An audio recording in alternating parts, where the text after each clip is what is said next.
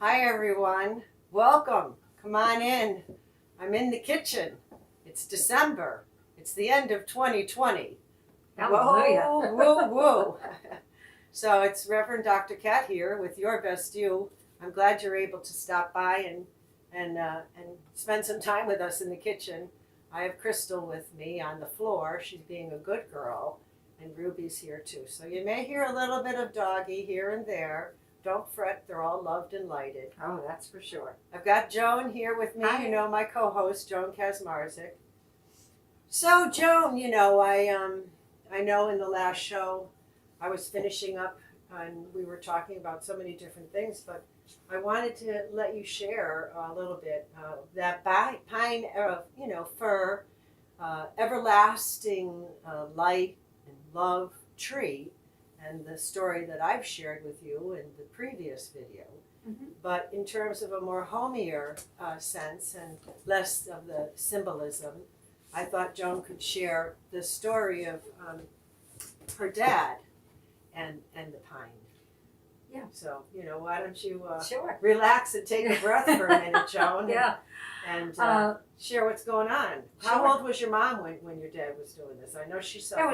It was probably when she was in her 70s. And she was dealing with diabetes. She was she had diabetes. She was in a wheelchair. Hi, Ruby. It's okay.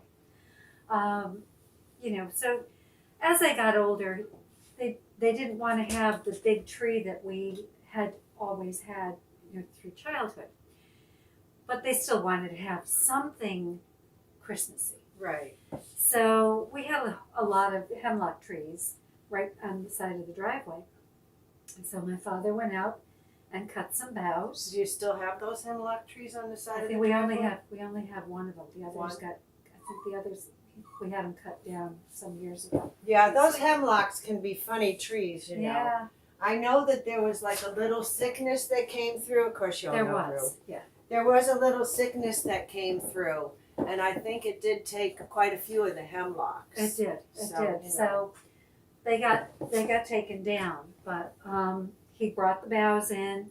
He put them in a pail with some sand, and we decorated them just like we would have if had it been a Christmas tree. Mhm. And it had tinsel on it and a few ornaments, and it was just one of those things that the celebration wasn't any different. No different. It's no different because it's not about the tree.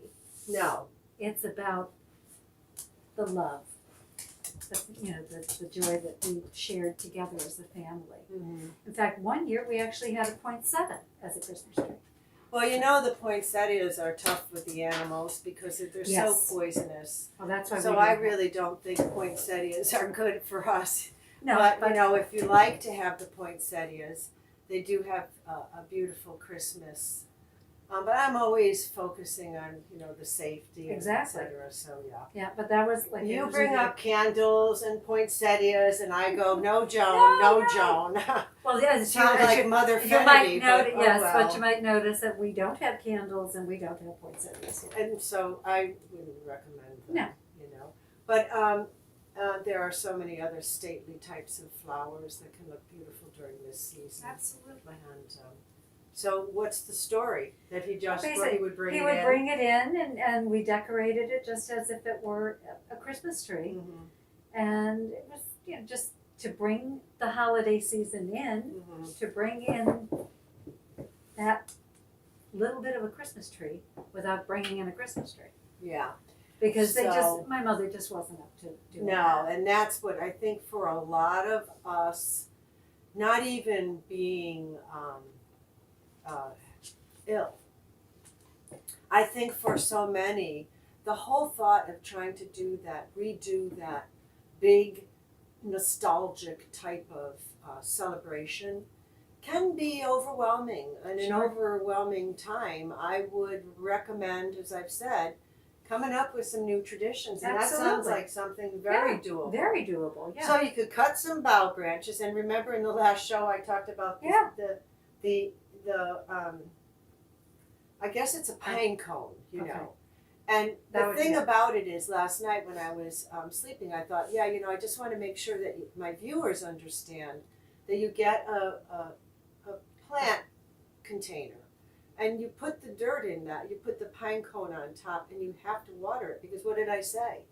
That they'll keep being green as long as there's water. As long as there's water, you know. And But what the pine happens with cones- the pine cone That's the seeds. is it grows new little trees. So it's that way of bringing new traditions in, where you can say everlasting light, everlasting sense of a regrowth, and the ability to renew yourself. Yeah. My mom was sweet, because she used to say, "Oh, I wish we could be like the flowers. They go to sleep in the winter and they wake up in the spring even more beautiful than they were the year before." Wouldn't that be great? That sure would. So the That sure beauty would. is within, Yeah. you know. And honestly, I truly do believe that when we are beautiful and we love one another, that our beauty shows from the inside out. And you'll notice when people are getting older, you will. And when you look at them and you see how they look, and you can see if they laughed a lot, or if they Yeah. cried a lot, or Yeah. if they were mean a lot. It shows up in shows on the the faces. face. Yes, You it know, I does. don't care Yes, what it they're does. using. I talk about anti-aging, you know, girls, but I'm not talking about Botox. No. Okay, I'm talking about evergreens. Or, you know, but I really And you know am what? And that- honestly not talking about Right. using that. I'm talking about eating organic, and, you know, using organic honey, and drinking organic tea. And I made organic solstice cakes for the season. So, you know, I think that is a very good anti-aging way. And then our way we approach our life. Yeah. The more joyful within, the more joy joy is gonna shows show. up Yes. on the out. As within, so Yeah. without. As Exactly. above, so below. So we've learned as you get older, especially, to weather some of these storms. And yeah, they may, it's like, oh God, that poor owl. Oh, God bless the little thing. That poor But little- I said to Joan, you know, I don't know if anybody saw that hawk picture I put up, but I put a picture of a hawk up in the tree that I had spotted. But that thing was huge. I thought it was a big owl, right? It was a hawk, and it sat there and just waited until one of those squirrels came by, and it took it by with its tail and hung it. And then the owl went through the drive with the Christmas tree to Manhattan. The tree looked like they had to stuff it with new branches. And the poor little owl's up in there. Ah! There's the cutest little thing. But I said to Joan, if I had my way, I'd much rather be the owl that weathered through that storm and that drive Yeah. and that tree, with the branches flying off, Yep. praying for my dearly life, than be that squirrel hanging off from the that talon. branch No, by a thank you. hawk's talon Yeah, with no. his tail. Yep. This has been a year. Yep. So, Chrissy, come I'll over be an here, owl. sweetheart. Come join the show. So, yeah, Crystal was such a little puppy, and when she sees Ruby, she's a girl and he's a little intact boy, you know. But when she sees him, she's fixed. But when she sees him, she loves him so much, you know, and she wants to be like him on my lap. Well, But she she remembers. can't be on my lap Well, she anymore. remembers being on your lap. She when was she on my little. lap a lot. Yeah. She was always on my lap. But so if But you, now it's 60 pounds. she weighs a lot, and she only eats organic. Yes, she does. This year, Well, she's always Rudolph. She loves her Carrots. carrots. Here, baby. She loves her carrots. You can eat it here. Ruby's not going to take your carrot. Oh, she wants to go hide it somewhere. Just have it here for Just have it everybody right to there. see. Well, Joan, that's a nice story, you know, and I think that again, as I said, it really is about finding new ways to It is. bring your holiday. And we have the Zoom cameras, and so certainly one can use the Zoom. Yeah. And I'm down here low, so I could be close for the critters, just in case, you know, we had what I thought was going to have happen, which is everybody wants to be on my lap. Mama cat is in the house. Yeah. And Well, it's like, whoa, she's here. Where's going to be cake? Is there going to be? I'm like, you know, sometimes I just would like to have my lap, but no. No. At least you don't have a husky in your lap right now. Well, yeah, no, Yeah. I won't let her up on me. Yeah. No, she has her carrot. She has her carrots. So is there anything else you'd like to, I mean, you've been hanging in through the whole COVID season with me, and, you know, and other times we're over with the Nutmeg TV in our studio, which we're looking forward to returning to when we're able to safely do so. In the meantime, we are doing this all remote, which has been a blessing just to be able to reach out.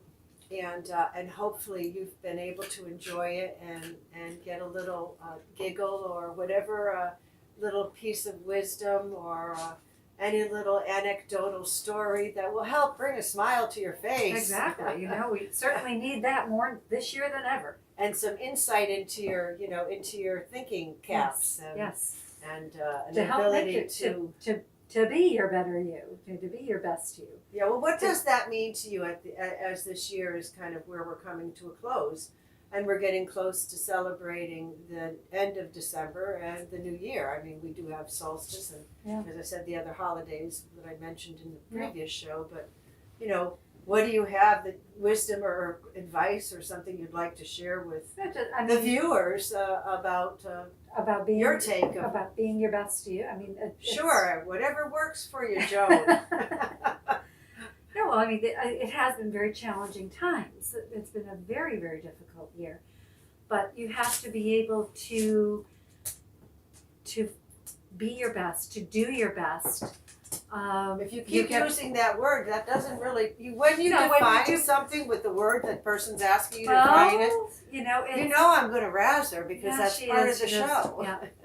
But it's, you know, when you're at work, you're going to have challenges. There are different things. You have to do things differently. You have to remember your coworkers are watching you, Joan. I know, but that's okay. They understand. You can say hi to any one of them right now if you'd like. All right, hi Sherry. There you go, Sherry. You got a shout out. But it's been difficult. We've had to do things differently than we normally did. But you learn to adapt and find a new way of doing things. And we had to learn about wearing masks. We had to do our shopping differently. One-way aisles. So it's all about adaptation. And so, you know, you could either kind of fall apart or you could just kind of say, yep, I'm just going to take the bull by the horns, shall we say, and I'm going to work through this and I'm going to come out of this better. Yeah, well, you know, my approach to everything is to use it as an instrument for upgrading and glowing up. Yeah. So I see the challenges like grit with the pearl. And, you know, I've had so many, and I'm sure you've had challenges before. And as my grandmother always said, this too shall soon pass. Yes. And I think that adaptation is what we're here for, not just in the sense of adapting to an old pattern, but the adaptation and the evolutionary process that we can do and be there for one another. And I think that sometimes the tough times often will force people that would ordinarily not work with another person suddenly realize what that means to have that. Or it's oftentimes when we lose something that we begin to realize how much it meant to us.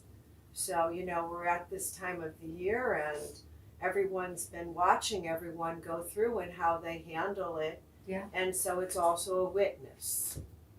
And so I think that, and it doesn't really matter what age you are. There are crazy, people out here, I'm going to say this because I think it's an interesting time to say it. I really support women supporting women. But you're not going to see me go supporting some crazy whack. What am I going to do that for? Any more than I would support a crazy whack male. Exactly. So the idea is to support one another when we're lifting one another up, and not to, support something that really isn't representative of who you are. So finding out that is a good thing to kind of do through this year. We've had a lot of isolation. Yeah. If you don't know yourself by now and how you handle certain things, then, you're probably going to go through something again that will help you to see that. That's the way it seems in the spirit of how we evolve. We go through processes. Mm-hmm.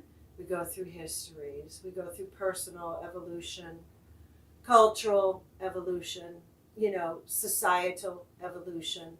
But we're evolving. Yes, and we are. It's a continual process. And so some people don't handle the change well because it's very challenging in the elasticity of the brain. And I believe very much, as I've said before, that the body and the brain, the stomach and the brain are uber connected. And when you eat the different kinds of foods, that'll help you to say a more positive programmed thought reprogramming. Because, when your brain isn't in the place where it can do that, it can't do that. And so in order to facilitate it to get to that place, it's about restoring the gut. And when you restore the gut, you know what I'm talking about. If you gave your children a certain kind of food and you saw how they behave, you go, whoa, you can't give them that food. Look what they do. It's not magic. It's not rocket scientists. No, it's not. The connection of the gut to the brain is all over the place now. And I know I've been saying it for 20 years, but it's everywhere now. So, I'm here to keep it fresh and relevant. And the same stories of eating healthy always need to be replayed because they keep reprogramming you with new and improved processed Fruit Loops. Yeah. Okay? So, I'm always going to be here for the next generation. And if someone's, said, I don't want to hear what she has to say, then don't watch the show. There are a zillion shows on Nutmeg TV, and I'm sure there's one right up your alley, But it's just about, if you're interested in learning ways to be your best you, come on board. Because I hope to be here next year. And I think Joan does too. Absolutely. To share some more of our tips and tricks with you about ways that we get through the tougher times, and thrive and find happiness and peace through different ways of bringing food into the body. And once you change that pattern, your brain wakes up. And so you want to take a look at what you're doing and take care of that brain. And know that it's your wonderful instrument, and you can start taking care of it when you're young. Yeah. And this particular time that we've gone through, people say, why is she talking about that? Because it has stressed the mental and emotional health and well-being of the people in many ways more than the physical. You're right. A lot of stress. And I'm just saying, anything that we use, that we stress and stress and stress, at some point, those telomeres, okay? So we want to acknowledge that vagus nerve that runs from the back of the ear down the body to the brain and the gut that connects and speaks to the whole body. If it's stressed and you don't self-love and self-care for that. You know, you hear stories, well, they popped. Yeah. Tell the story. What? They popped. They popped? What does that mean? They lost it. How'd they lose it? They just couldn't handle the stress anymore. And What happened? Sometimes, well, some people die. A lot of things happen. A lot of things happen. They can get very, very sick.